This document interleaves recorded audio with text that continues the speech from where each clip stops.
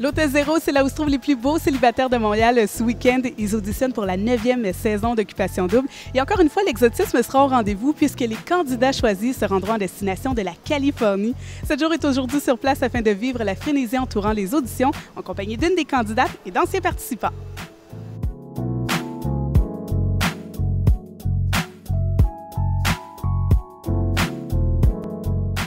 Bonjour Joliane.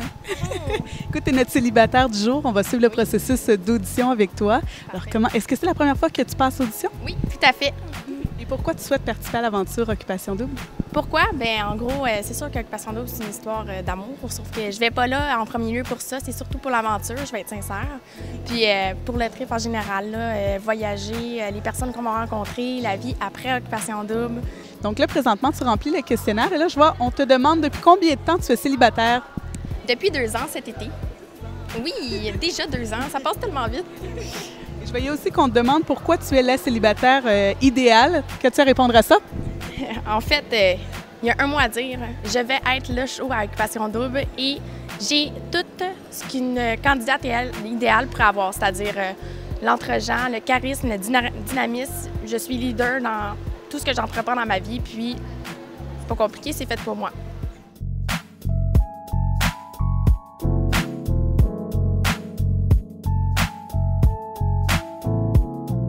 Il y a quelques anciens candidats qui ont décidé de se replonger dans le tourbillon des auditions ce matin. On revient sur leur aventure.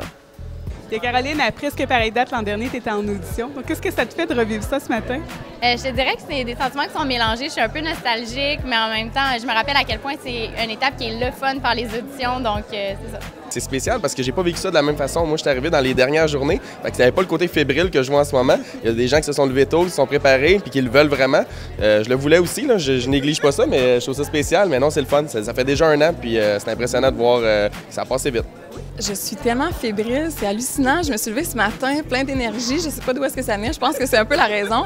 C'est très étrange de voir tout ça d'un côté plus passif. Quand on vient ici, souvent on est excité et tout ça, là. Mais là, il y a beaucoup d'émotions. Je suis vraiment contente. Je suis contente de voir les gens de l'équipe avec qui j'ai travaillé, avec qui on a côtoyé aussi. Là, la question que tout le monde veut savoir, est-ce que tu as trouvé l'amour? Ben non, j'ai pas trouvé l'amour. Où est-il au Québec?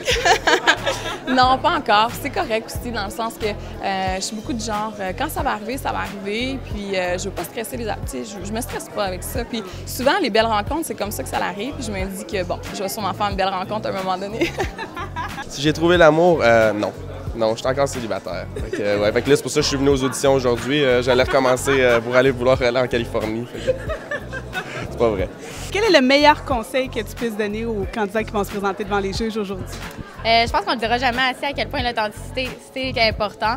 Mais je pense qu'aujourd'hui, c'est vraiment de s'amuser. Oui, il y a des questions des fois qui sont embarrassantes. Avoir des caméras, c'est déstabilisant. Mais c'est ça, Occupation Double. Et c'est tellement le fun que c'est vraiment de s'amuser.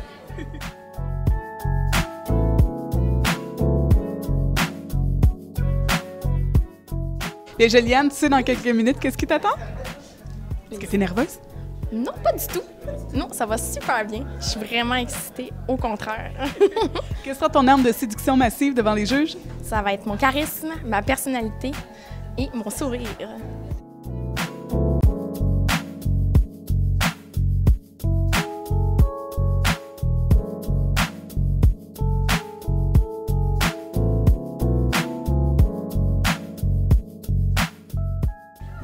Comment ça s'est passé?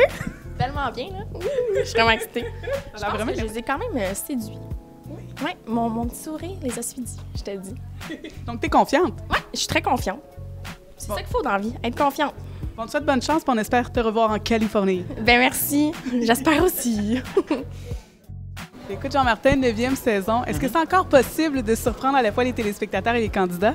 Toujours, parce que ce qui est bien, c'est qu'avec le célibat, ça se renouvelle tout le temps. À chaque année, ça se renouvelle. Il y a toujours des nouveaux célibataires. Fait que pour Occupation Double, c'est un puits sans fond. Donc, c'est sûr que pour nous, il y a toujours des nouveaux célibataires qui vont arriver et donc des nouveaux candidats. Donc, c'est toujours fébrile au début des auditions de voir justement cette nouvelle manne de candidats arriver. Et on s'attend à quoi sous le soleil de la Californie? Bien, on s'attend à des paysages extraordinaires. On s'entend à de la plage, du désert, on s'entend à des montagnes, des vignobles, Sonoma Valley, on s'attend à Los Angeles, on s'attend à plein de choses. Donc vraiment, la Californie, c'est vraiment l'endroit le plus glamour en Amérique. Donc pour nous, pour Occupation Double, et surtout, c'est très différent du Portugal. Donc on offre vraiment un environnement de romance complètement différent à ce qui était Occupation Double l'année dernière.